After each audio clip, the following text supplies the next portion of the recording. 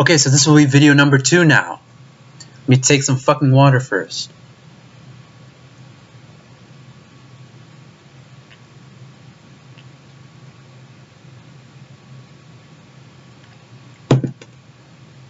So, fresh off of me explaining that character development is more than how a character changes. It's about like what a character likes, what their dislikes are, what their desires, what their fears are, giving them a backstory if they need one, all that stuff, right?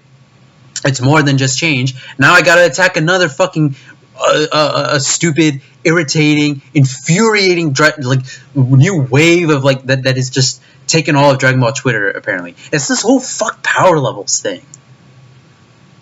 Like, people are actually going like, yeah, fuck power levels, this is good writing, yeah. What is wrong with you? Seriously, what the fuck is wrong with you? Okay, here's the thing, right? I am of the opinion, no, I'm not, this is not even an opinion, this is more like a fact, right? The thing is, a lot of people say that in Dragon Ball Z, power level dictates the outcome of every fight, right? That's not entirely true. The very first fight, Goku and Piccolo versus Raditz, is indicative of this, right? Because Goku and Piccolo are weaker than Raditz, yet they still defeat Raditz, right? And the same thing against when Ginyu steals Goku's body and he can't access all of it, despite the fact that he can't draw all of Goku's power. I think he's still at like a power level of 26,000. Gohan and Krillin, who are still weaker, can defeat him, right? In the case of Trunks, when he fights Cell, apparently he's stronger than Cell. I don't know if that means like just in terms of physical strength or just like, you know, the traditional meaning of, you know, Dragon Ball in terms of like power level and all that. Even though he's stronger, he still can't win that fight because he's too slow. His muscles make him too burly, right? 17 versus Piccolo, despite the fact that they're evenly matched, 17 will eventually win because he has infinite stamina, which I guess stamina in itself can lend itself to like can grow because of how much you know, how strong someone is, as we see with like, you know, Boo and Cell and various other characters. But anyway, so yeah, that's the thing. Power level doesn't dictate everything, every fight in the series, but it dictates most fights. Why? This is I saw a tweet that infuriated the hell out of me, and this is how I know like these like some of these people who claim that they're Dragon Ball fans, and I apologize if I'm sounding like really elitist. Actually, I don't, because I want those guys to actually like grow a brain and try to understand like what the fuck they're talking about before they actually say shit. Why the fuck? Okay, so here's the thing, right? They say that power level doesn't matter, right? But here's the thing: if I were to go up to someone and say, why does let me think of why does Gohan kill Cell, right? Why is he stronger? Or how is he stronger, right? How does Gohan defeat Cell? You know what the answer is? Gohan is a Super Saiyan 2 and Cell isn't as strong. And you want to know why? Because Gohan has a fucking higher power level than Cell. You want to know why Boo, after he absorbs Gotenks, is beating on Goku and Gohan? Goku in the anime filler, I should say, because he has a higher power level. You want to know why Gotenks lost to Fat Boo the first time? Because he had a lower power level. You want to know why Piccolo lost to Frieza in his third form? Because he had a lower power level. You want to know why Gohan lost to Raccoon? Because he had a lower fucking power level. You want to know how Nappa defeated most, if not all, the Z fighters? Because he had a fucking higher power level. That's what this shit comes down to. Power level matters. That's how you dictate shit, and that's how most, if not that's how most of the fights are dictated in the series. You need to have a higher power level, and it doesn't necessarily mean that you will win. Like I was saying in the case of Goku and Raditz or Goku and Piccolo versus Raditz, or Gohan and Krillin versus Ginyu and Goku's body and Jace, or Trunks versus Cell. You know, I'm sure I'm missing some other examples out there. I guess 17 and Piccolo is part of that. But you can't say fuck power levels. Like, here's the thing. Some people were actually like praising the fact that Trunks going Super Saiyan Ikari is a good, or Super Saiyan Rage. That was good writing. He got mad enough and unlocked some Super Saiyan Blue like shit. After training with Vegeta for like what, like 5 seconds, or no, what was it, like half an episode? He unlocked that shit because he got so mad. Power levels need to be consistent. Strength needs to be consistent. I saw a beautiful response on Twitter, right? Shout out to, please follow him or her on Twitter, Devil's Redux, or Devil's Corpse, Dragon Ball Redux. The handle is at Dragon Ball Redux, and name is the Devil's Corpse, right? He was talking, I forget who it was, but he or she was talking with someone, and they were talking about like, and someone brought up the fact that Vegeta getting mad at Beerus for slapping Bulma and making him stronger than Super Saiyan 3 was great because it fucked the whole power level. No, that was not great. That was not great because, one, that is not consistent with how power works in Dragon Ball. Well, in terms of it making sense, that it's not consistent. Two, he didn't get that mad when Trunks was killed against Cell.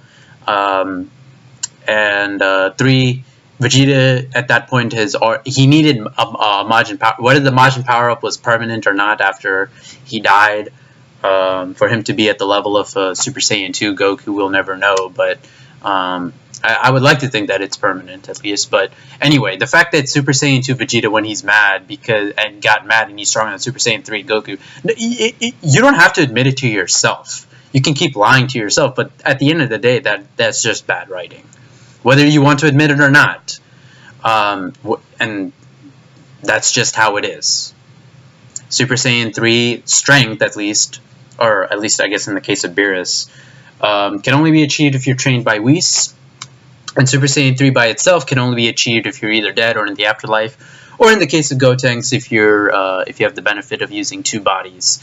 I should say two young Saiyan hybrid, obviously Saiyan, but two young hybrid Saiyan bodies, which results in the fusion. And Gotenks as a Super Saiyan 3 from not suffering from any of the duress and strain that Goku does when he goes Super Saiyan 3 in the Buu arc.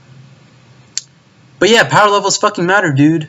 That's what happens. Anyway, Dragon Ball Redux's response was going along the lines that, for instance, like he or she was using an example of Krillin versus Goku, right? And I'm not talking about the latest episode. The latest episode didn't really like bother me in terms of like power scaling or whatever the fuck that is. But he was saying like Krillin and Goku, right? If Krillin and Goku were to fight, like say during the course of the Zamasu arc, right? Let's say after Goku loses to Zamasu and Goku Black, maybe like a second time, right? Let's say he wants to go and train with Krillin, okay? Fine, okay. So they go and train, right? Krillin and Goku in the Zamasu arc. They're training in fucking, I don't know, like the hyperbolic time chamber, for example, right? Let's say they go into the hyperbolic time chamber and they train, right, for like an hour. And let's say they spar and Krillin wins, right? And let's just say like there's no stipulations, like it's just full contact, no rules, like everything, and Krillin wins, right? That wouldn't make sense.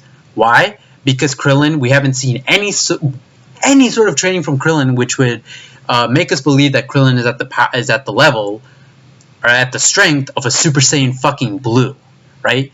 So here's what Dragon Ball Redux was saying. He's saying like if they want to have, and this is just like a hypothetical situation. If they want to have Krillin defeat Goku in a future episode, they need to show him train sufficiently and within sensible constraints and restraints that make Krillin be on the level of a Super Saiyan Blue Goku.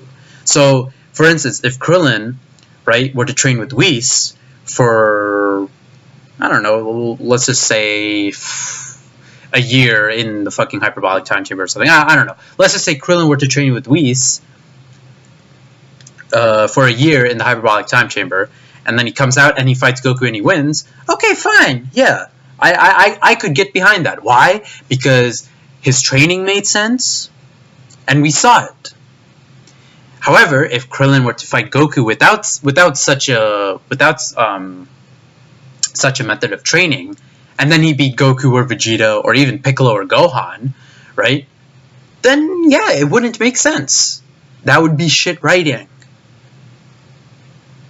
Power levels aren't fake. Power levels, mathematical power levels. The thing is, people get confused when I say like power level. I'm not just talking like mathematical Namek level power levels like on the Scouter. That's not what I'm talking about mathematically. The concept I'm talking about, like in terms of being able to rate or sense like how strong an opponent is, and then knowing that, for instance, TN is never going to be able to beat a Super Saiyan 3 Gotenks, for example, right?